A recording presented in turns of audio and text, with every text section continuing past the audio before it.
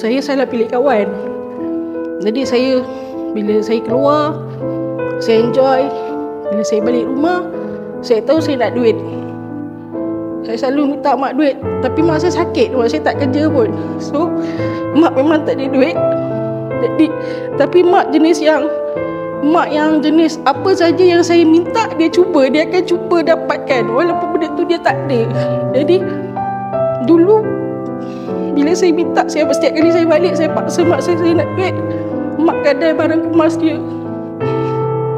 Sampai barang kemas dia dah habis, mak keluarkan duit dalam bank sampai simpanan dia habis. Lepas tu tak cukup dengan tu, mak pinjam jiran-jiran. Jiran-jiran marah mak, adik-beradik saya marah mak. Tapi sebab mak nak saya selalu balik. Sebab kalau mak saya tak bagi saya duit, saya tak nak balik. Arwah ayah meninggal masa darjah 4. So scene arwah ayah meninggal, pengorbanan mak, dia terpaksa bergadai, bergolok dengan semua barang yang ada. Dan kami adik-beradik pernah makan lempeng yang bukan buat dengan tepung gandum, tapi pakai tepung beras. Sebab mak nak anak-anak makan, mak warnakan lempeng tu. Sebab tepung beras tak macam tepung gandum. Tepung gandum boleh makan, tepung beras kan dia kenyal. Sebab dia tak ada duit time tu, Mak letak kala-kala supaya anak-anak makan.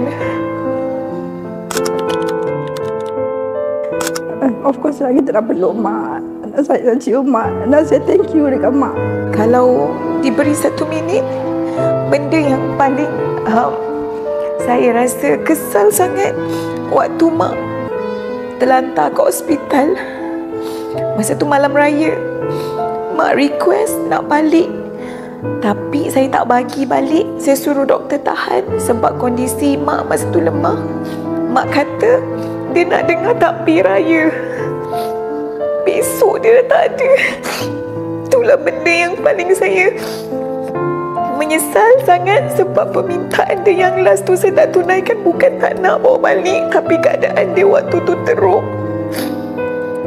Sebab dia kata nak dengar sangat takbir raya. Sebab tu sampai sekarang takbir raya saya, kalau dengar memang saya akan menangis. Tak peluk mak.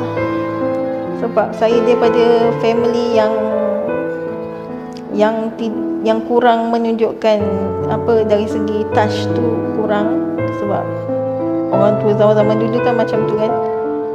Jadi bila kita dah besar ni, nak memeluk orang tua ni kekok. Jadi benda yang saya nak buat tu, kita peluk mak lah.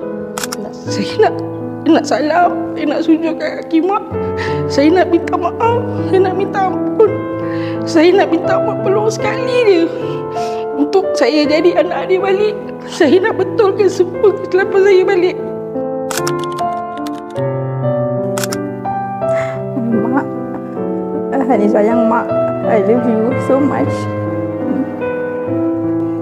Ibu, akak minta maaf daripada hujung rambut sampai hujung kaki. Akak memang tak dapat nak banggakan ibu. Umi, mungkin Wani tak boleh nak bagi masa Wani yang lama untuk Umi. Tapi Wani akan cuba penuhi apa yang Umi nak. Wani akan cuba untuk membahagikan Umi. Dan Wani akan cuba untuk tunjuk yang Wani ada untuk Umi. Kalau mak ada sekarang ni, saya nak cakap dengan mak, mak, adik sekarang dah jadi tukang masak. Adik teringin nak masak untuk mak.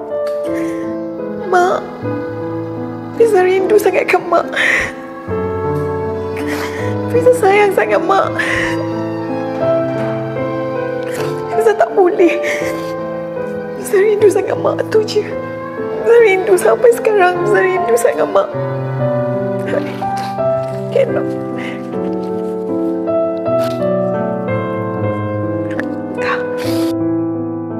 Sebenarnya Hari Ibu, Suha nak ucapkan terima kasih banyak-banyak untuk semuanya. Okay. Suha doakan Ibu sentiasa diberi kesihatan yang baik, sentiasa dalam lindungan Allah Subhanahu Wa Taala. I love you, Ibu. I love you. I love you. Terima kasih. Terima kasih. Ma, I love you.